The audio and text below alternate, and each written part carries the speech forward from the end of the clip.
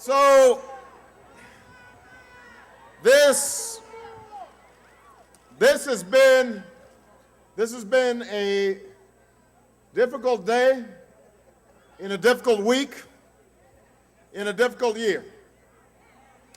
Some of you may have read that today we had a bomb go off in an embassy in Yemen, a terrorist attack, and our hearts go out to the family of the security guards who are there. No Americans, thankfully, were killed, but innocents were killed, and it's a reminder once again of the battle we have to fight against terrorism. We had a train wreck in Los Angeles that took so many lives. We have had a hurricane this week that follows on a hurricane a couple of weeks before. And right now, as we speak, there are tens of thousands of people who are not yet back in their homes, who don't have electricity, may have no place to keep their groceries, who don't have a home to go back to. So there have been a lot of storms this week, but obviously the one that's getting most attention today is the storm on Wall Street, where we have seen events that show the stakes in this election could not be higher. They could not be clearer.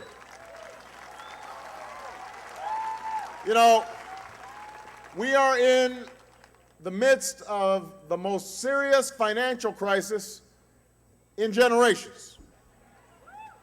3 of America's 5 largest investment banks have failed or been sold off in distress. Our housing market is in shambles. I don't need to tell you that here in Las Vegas. You have the highest foreclosure rate of anywhere in the nation. Monday brought the worst losses on Wall Street since the day after September 11th. We had comparable losses today, and we also learned today that the Fed had taken the unprecedented action to prevent the failure of one of the largest insurance companies in the world from causing an even larger crisis. So, while we don't know all the details of the arrangement with AIG, the Federal Reserve has to ensure that the plan protects the families that count on insurance. And it should bolster our economy's ability to create good-paying jobs and help working Americans pay their bills and save their money. What we must not do is bail out the shareholders or management of AIG when you've got people all throughout Nevada who are struggling every day to make their car payment, to make their house payment, who they've been going through their own quiet storm for far too long.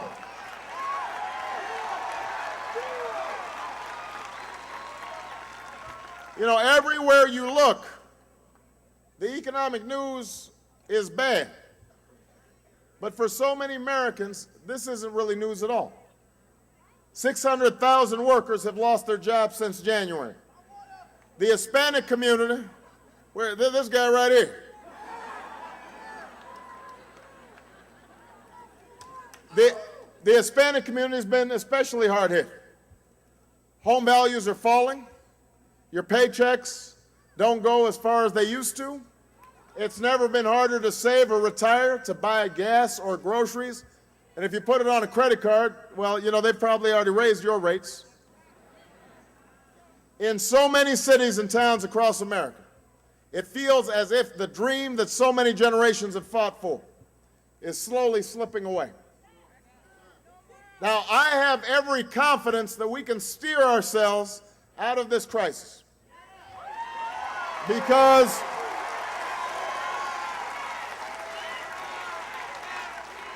that's who we are. That's what we've always done as Americans. But the one thing I do know is this: we can't steer ourselves out of this crisis if we're heading in the same disastrous direction.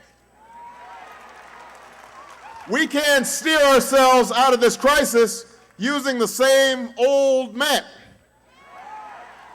We can't steer ourselves out of the crisis if the new driver is getting directions from the old driver. And that's what this election's all about.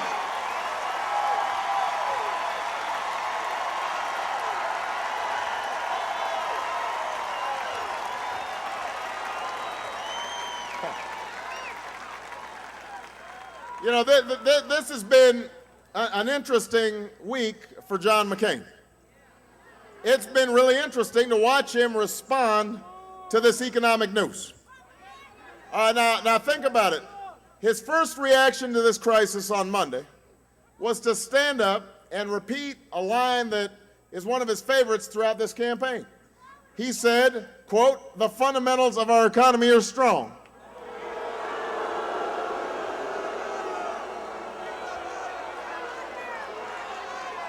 That's what he said. Now, his campaign must have realized that this probably wasn't the smartest thing to say on the day of the biggest financial meltdown that we've seen in a long time. So they sent him back out a few hours later to clean up his remarks. But it sounds like maybe he got a little carried away, because yesterday Senator McCain actually said that if he's president, then he's going to take on, and I quote, the old boys network in Washington. That's what he said. He's going to take them on. I'm not making this up. Now think about this. This is someone who's been in Congress for 26 years. This is someone who put 7 of the most powerful lobbyists in Washington in charge of his campaign. And now he tells us that he's the one who will take on the old boys network in Washington. What's wrong with this picture? The old boys network, you know, in the McCain campaign, that's called a staff meeting.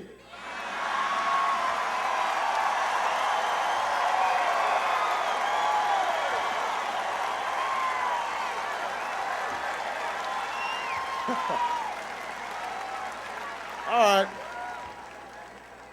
So you know, this is not the end of the new and improved change agent John McCain.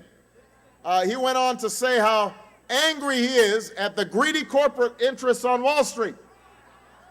He's really angry at them. He is so angry that he wants to punish them by giving them $200 billion more in tax breaks. He's really going to shake things up. And, you know, if you're not careful, he might even give them some more tax breaks for shipping jobs overseas. So, all right, so we're not finished. Senator McCain then bragged about how, as chairman of the Commerce Committee in the Senate, he had oversight of every part of the economy. Well, all I can say to Senator McCain is, nice job. Nice job. I mean, where is he getting these lines?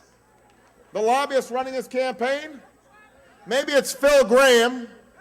Phil Gramm, the man who was one of the architects of deregulation in Washington that helped cause the mess on Wall Street in the first place, and who also happens to be the architect of McCain's economic plan and one of his chief advisors.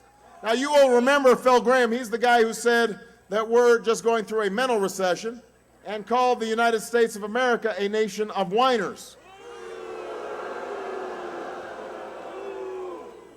All right, we're not yet done. Then, I'm not making this up. Then you can't make this up. It's like a Saturday Night Live routine.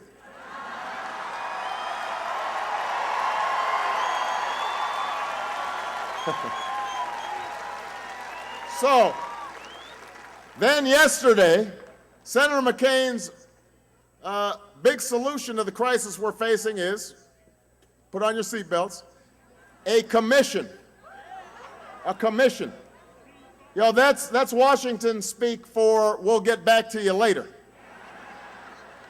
Let me tell you, folks, we don't need a commission to figure out what happened. We know what happened. Too many in Washington and on Wall Street weren't minding the store. CEOs got greedy. Lobbyists got their way. Politicians sat on their hands until it was too late. We don't need a commission to tell us how to get how we got into this mess. We need a president who will lead us out of that mess, and that's why I'm running for president of the United States of America.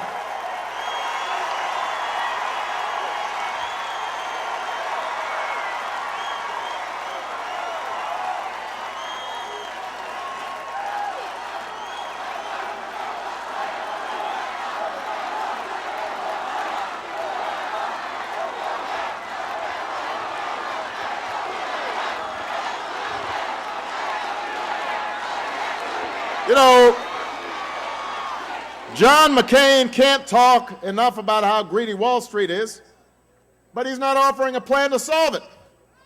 How he's going to take on that old boys network in Washington. At this rate, by the end of the week, him and Phil Gramm are going to be on a picket line somewhere, planning to storm the Treasury with torches and pitchforks.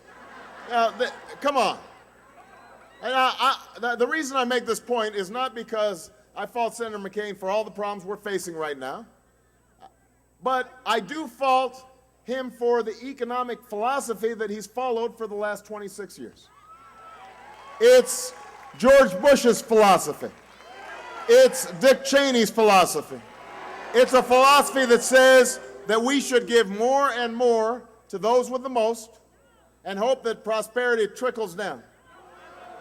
It's a philosophy that says even the most common sense regulations are unnecessary and unwise. We shouldn't meddle in the marketplace. It's a philosophy that lets Washington lobbyists shred consumer protections, to distort our economy so it works for the special interests, so that predatory loans can be given to folks unwittingly who might end up losing their home. Well, let's be clear, what we've seen in the last few days is nothing less than the final verdict on this philosophy. It is a philosophy that has failed, and I am running for president because the dreams of the American people cannot be endangered anymore. It's time to put an end to the broken system in Washington that is breaking the American economy. It's time for change that makes a difference in your lives.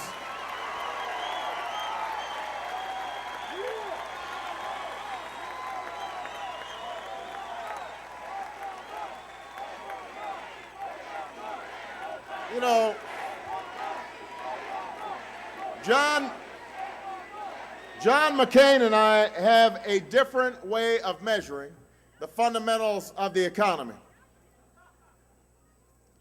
I know that the fundamentals that I use to measure economic strength are whether we're living up to that fundamental promise that has made this country great, that America is a place where you can make it if you try, that everyone should have the chance to live out their American dream.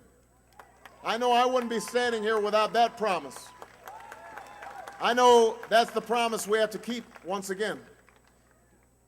You know, when I talk to young veterans who've come back from Iraq or Afghanistan, I see my grandfather who signed up after Pearl Harbor. He marched in Patton's army. He was rewarded by a grateful nation with a chance to go to college on the GI Bill. I wouldn't be standing here if a nation had not given him a chance to go to college. In the face of that young student I meet who can't afford to go to college or is taking care of a sick family member who's sleeping 3 hours because they've got to work the night shift, I think about my mom who raised my sister and me while on her own, trying to work for her degree. She once had to go on food stamps, but was still able to send us to the best schools in the country. You know, when I listen to another worker tell me that his factory is shut down, I remember all those men and women on the south side of Chicago, black, white, Hispanic, who I fought alongside for 2 decades ago after the local steel plants had closed. And we set up job training programs, and we set up after-school programs, and we tried to rebuild a community that had been broken. Those people are my heroes. Those are the stories that shape me. It's on their behalf that I intend to win this election and keep the American promise alive.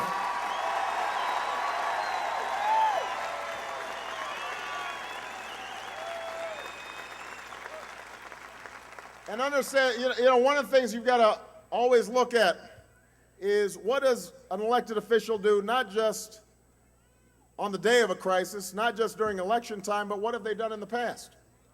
You know, unlike Senator McCain, it didn't take a crisis on Wall Street for me to understand that folks are hurting out on Main Street.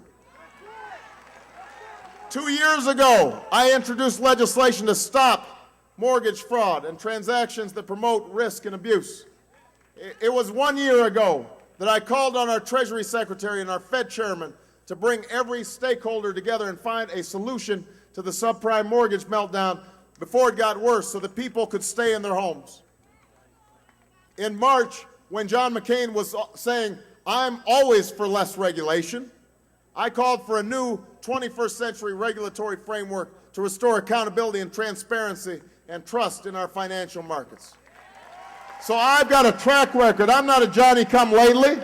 I didn't just show up yesterday and start calling for change. I've been talking about change for 2 years now.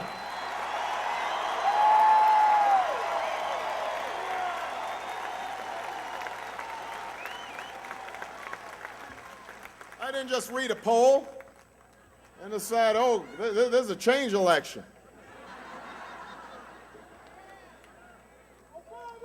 I believe that our free market has been the engine of America's great progress. It's a market that's created a prosperity that is an envy of the world. It's rewarded investors and risk takers and small business people who have made America a beacon of science and technology and entrepreneurship and discovery. But that American economy has worked because we've helped guide the market's invisible hand with a higher principle that America prospers when all Americans can prosper.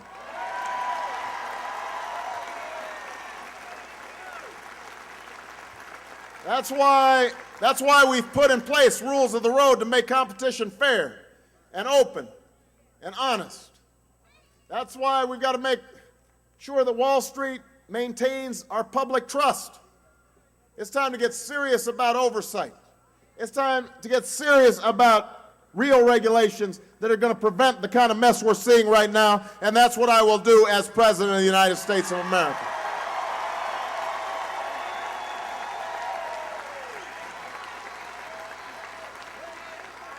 But listen, we can't just cure Wall Street without helping Main Street, without helping you. That's why I've said to jumpstart job creation, I've proposed a $50 billion emergency economic plan that would save 1 million jobs by rebuilding our infrastructure, repairing our schools, helping our states and local governments avoid damaging budget cuts. To help people stay in their homes, I want to change our bankruptcy laws. I don't know if you're aware of this. If you only own one home, then if you go bankrupt, you can't modify your payments in a bankruptcy court. The judge can't modify the situation so you can stay in your home. But if you own 7 homes, then the judge can, if you go bankrupt, the judge can modify payments for your 2nd and your 3rd home and your 4th home and your 5th home and 6th home, your 7th home. That's not fair. That's not right. So we're going to change it. And I'm going to offer a tax credit to struggling families that will take 10% off your mortgage interest rate because you deserve the same break that folks in wealthy homes do.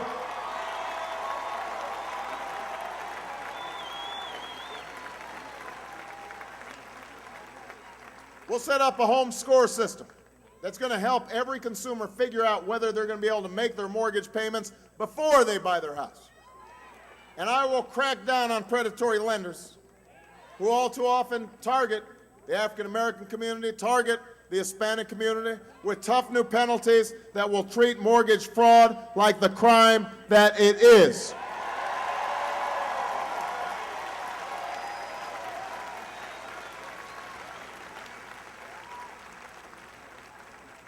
But the most important thing I'll do as president is restore opportunity for all Americans. And we need to recapture that fundamental American spirit. You know, to get our economy growing, we need to make sure that if you work hard and you play by the rules, then you are going to be able to get ahead. That you can find a job that pays the mortgage. That you are able to get your child into the school and the college that they want to go to. That if you get sick, you won't go bankrupt. That your kids can get the kind of education, and that we can leave a legacy of greater opportunity to future generations. That's the change the American people need.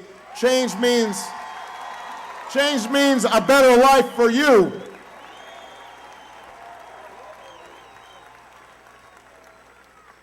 Change means a tax code that doesn't reward the lobbyists who wrote it, but the workers and small businesses who deserve it. So I'm going to stop giving tax breaks to corporations that ship jobs overseas.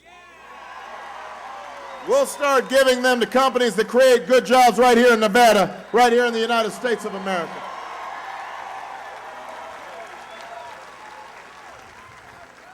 I will eliminate capital gains taxes for small businesses and startups. That's how we'll grow our economy and create the high-wage, high-tech jobs of tomorrow. I will cut taxes, listen now, I will cut taxes for 95% of working families.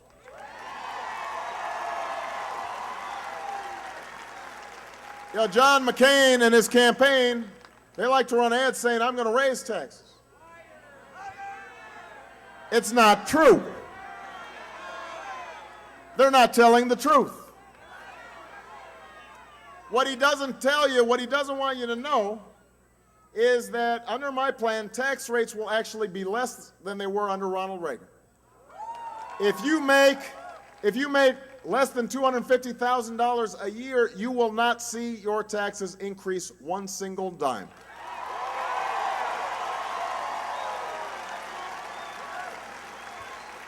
In fact, I offer 3 times the tax relief for middle-class families as Senator McCain does. Because in an economy like this, the last thing we should do is raise taxes on the middle class, on working people. Here's what else change means. I will finally keep the promise of affordable, accessible health care for every single American.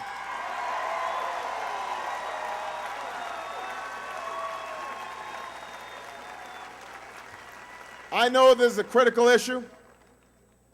All across America, everywhere I go, I meet people without health insurance. 1 out of 3 Latinos have no health insurance. 1 out of 3. And these are working folks. Almost a comparable number of African American people don't have health insurance.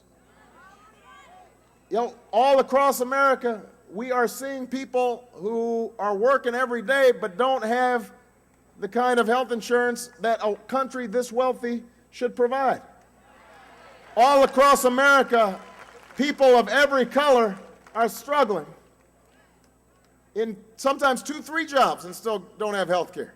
So here's what I'm going to do. If you've got health care, my plan's going to lower your premiums.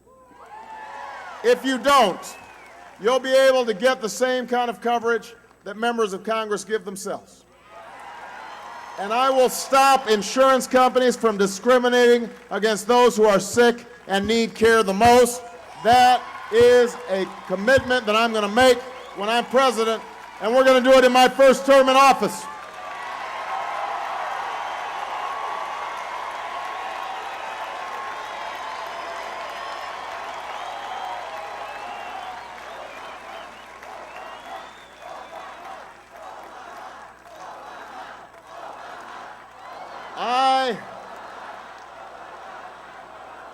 But you know what? It all starts with having a job. What's more fundamental than having a job? We've got to create the new jobs of the future. That's why one of the centerpieces of my economic plan is transforming our energy economy. We need a new energy economy. We need to tap our natural gas reserves and invest in clean coal technology and find safe ways to harness nuclear power. And we need to create auto companies right here that can retool so that the fuel-efficient cars of the future are built in America, not in Japan, not in South Korea, made right here in the US of A. And I want to make it easier for Americans to afford these new cars, but I also want to invest $150 billion over the next decade in affordable, renewable sources of energy, in wind power and biofuels. And right here in Nevada, let's make solar power work right here and put people back to work.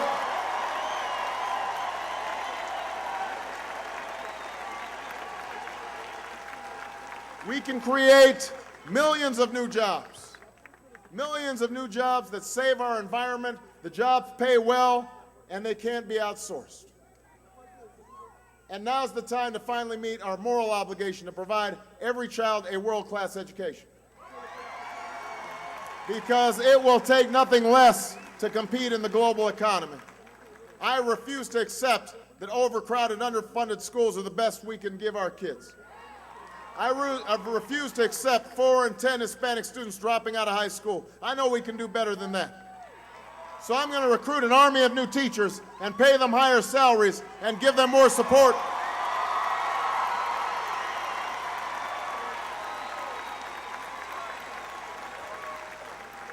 In exchange, I will ask for higher standards and more accountability. And we will keep our promise to every young American. If you commit to serving your country or your community, in the Peace Corps, in the military, working in a veterans home, teaching in an underserved school, then you will be able to afford a college education. That is a commitment. We're going to pass the DREAM Act. We're going to provide tuition tax credits. We've got a new GI Bill. Every young person in America should be able to go to college.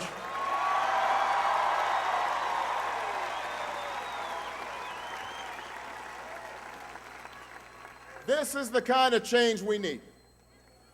The kind of bottom-up growth and innovation that's going to advance the American economy by advancing the dreams of all Americans. That's real change. Change isn't a slogan. Change isn't doing the same things and calling it change. Change isn't adopting the same tax policies, the same economic policies, the same healthcare policies, the same policy in Iraq, the same spending $10 billion a month over there, even though they've got a $79 billion surplus, when we could be spending that money rebuilding America and putting people back to work right here in the United States. That's not change.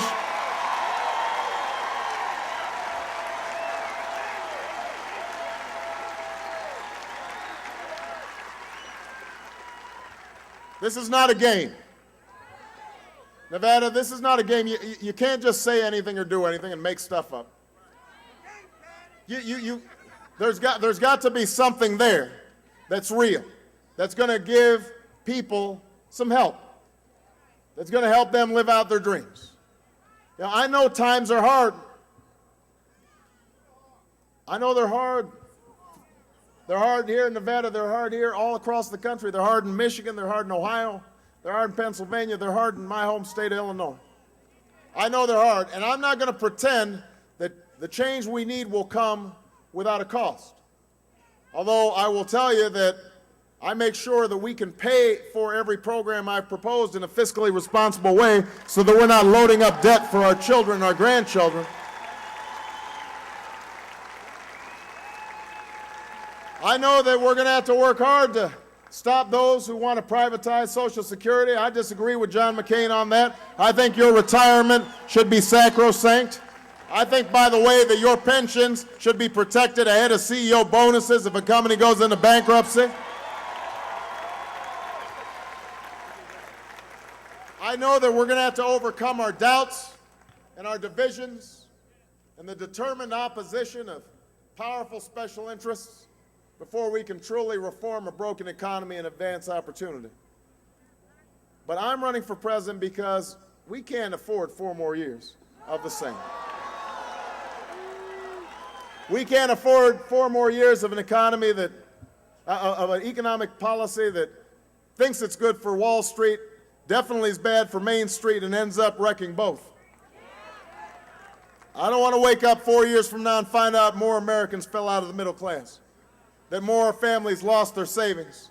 I don't want to see that our country failed to invest in our ability to compete, that our children's future was mortgaged on another mountain of debt, that more young people can't go to college, that we've got more homeless veterans on the streets, that our financial markets failed to find a firmer footing, that more people are out of work. That is not the future I want. Not for my children, not for your children, and not for America. This time, this election is our chance to stand up and say, enough is enough.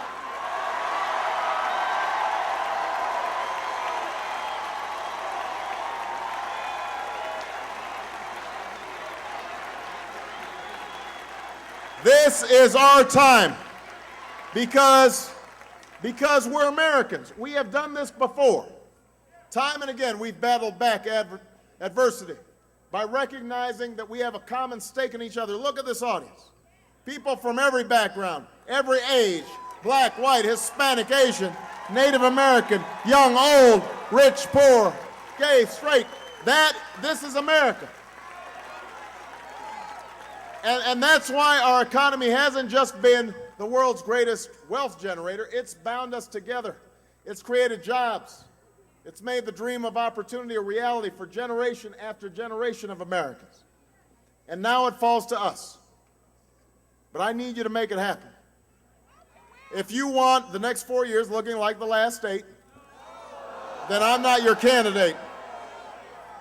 If you just want to replace the old driver with the same one going in the same direction over a cliff, I'm not your man. But if you want real change,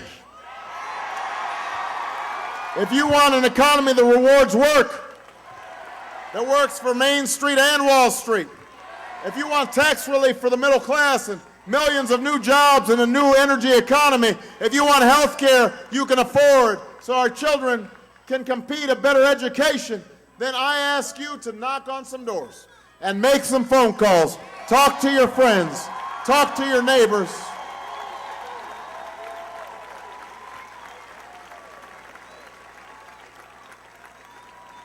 And I especially want people who haven't registered before, who haven't voted before. I want the Latinos who are here, I want you to talk to your neighbors and your friends. You can make a difference in this election. If you turn out to vote equal to your numbers, some of the closest contests are going to be determined not just here, but in New Mexico and Colorado. We've got to have people who finally recognize that if you want serious immigration reform, if you want a DREAM Act, if you want to make sure that everybody is included in the American dream, that we've got to vote. We've got to flex our muscles.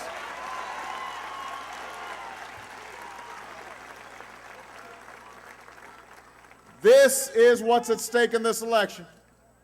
But I hope all of you are up to the task. Change in America doesn't happen from the top, it happens from the bottom up. You are America's future. I am confident that if you do everything you can do, if you are willing to roll up your sleeves with me, if you're willing to march with me, if you are willing to go block by block, neighborhood by neighborhood, city by city, state by state, then not only are we going to win Nevada, but we are going to win this election. And you and I together, we are going to change this country, and we are going to change the world. God bless you, and God bless the United States of America. Yes, we can. Si se puede. Yes, we can. Si se puede. Yes, we can. Si se puede. Let's go change the world. Thank you, everybody. God bless you.